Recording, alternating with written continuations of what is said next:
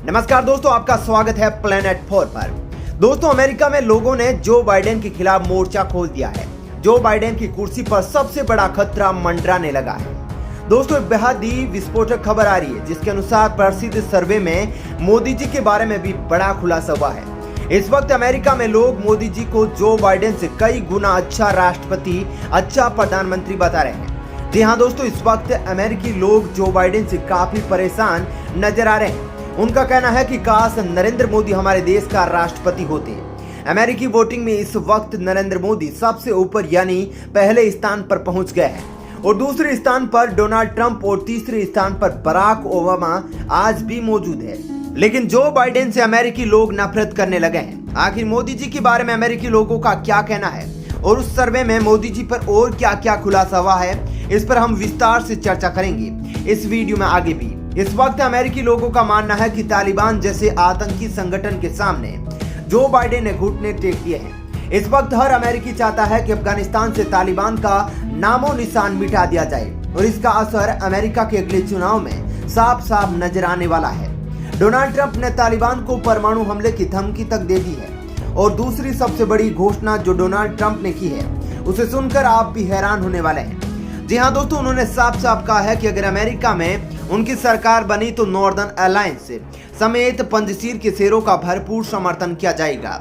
Donald Trump ने पाकिस्तान को धोखेबाज बताया है, जिसने अमेरिका से पैसा लेकर तालिबानियों की मदद की है और उन्होंने साफ किया है कि अगर वे दोबारा राष्ट्रपति बनते हैं तो पाकिस्तान को भी तीखा सबक सिखाया जाएगा।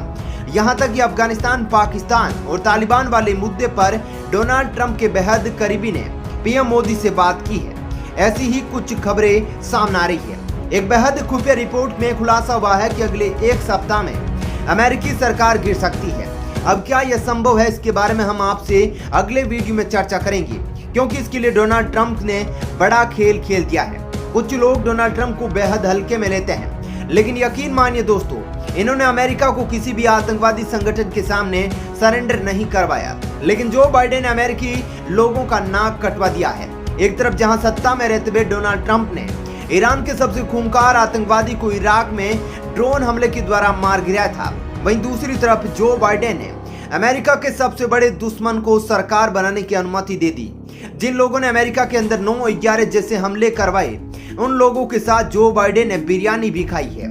दोस्तों, कई ऐसे खुफिया रिपोर्ट सामने आ रहे हैं जिसमें जो बाइडेन और तालिबानियों के बीच सांठगांठ का खुलासा होते जा रहा है।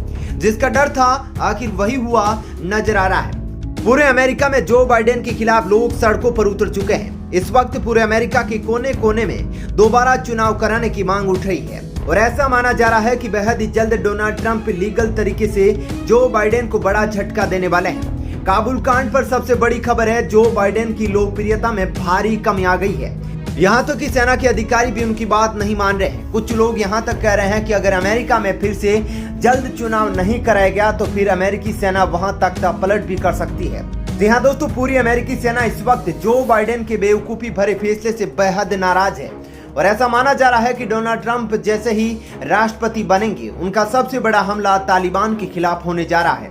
जानकार बताते हैं कि डोनाल्ड ट्रंप ने अमेरिकी सेना वापसी का फैसला जरूर किया था, लेकिन इतनी बुरी तरीके से तालिबानियों के हाथ अमेरिकी सेना की हार देखकर डोनाल्ड ट्रंप कभी भी बर्दाश्त नहीं करते।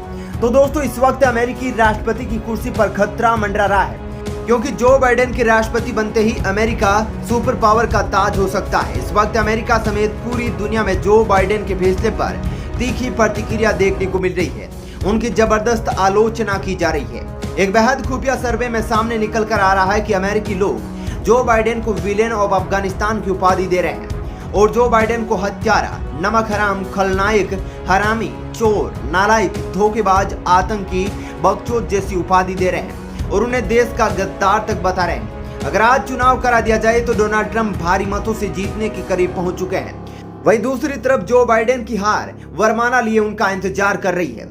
दोस्तों, लोगों का गुस्सा भी जायज है, क्योंकि जो बाइडेन ने जिस प्रकार से पूरे अमेरिकी मसले को एक दूध पीने वाले बच्चे की तरह सोल्व किया है, यह सब देखते हुए आपको लग गया होगा कि जो बाइडेन अमेरिका का सबसे कमजोर राष्ट्रपति है, जिसकी वजह से अमेरिका के सुपर पावर होने का सरताज भी गायब हो सकता है।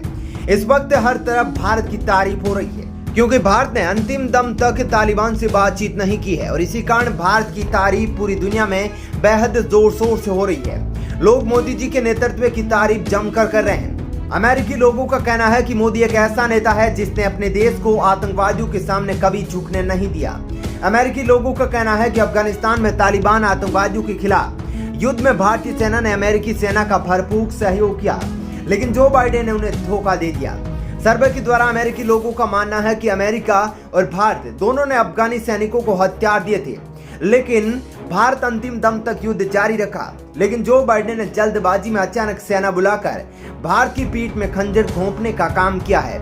जी हाँ दोस्तों, आपको यह भी जानकर आश्चर्य होगा कि मोदी जी जैसे कर्मठ नेता आज भी तालिबानियों के खिलाफ खड़े हैं और पंजशीर के शेरों के समर्थन में खुफिया हथियार पर्दे के पीछे से सप्लाई भी कर रहे हैं और जरूरत पड़ी तो भारतीय सेना पंजशीर से लेकर काबुल तक तैनात दिखेगी। हालांकि तालिबानियों ने खुद माना है कि इस वक्त भारतीय सेना पंजशीर घाटी में मौजूद है और तालिबानियों के खिलाफ हमले भी कर रही है। दोस्तों, क्या आपको लगता है कि इस वक्त भारत को काबुल और पंजशीर के अंदर भारी मात्रा में सेना और हथियार भेजने चाहिए या फिर भारत को चुपचाप तमाशा देखते रहना चाहिए? आप अपनी राय नीचे कमेंट में जरूर बताइएगा।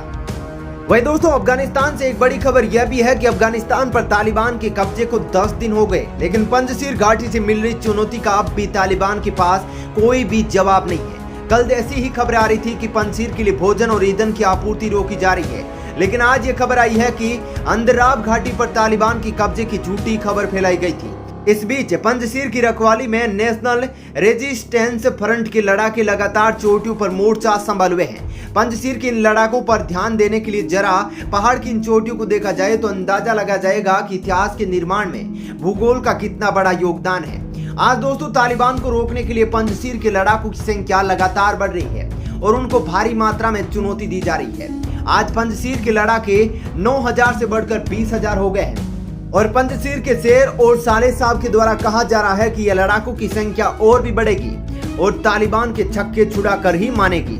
दोस्तों, आपका इस पर क्या कहना है? कमेंट करके अपना विचार जरूर बताइएगा। क्या दोस्तों पंजशीर अपने मकसद के लिए कामयाब होगा? इस पर अपना विचार जरूर बता दीजिएगा।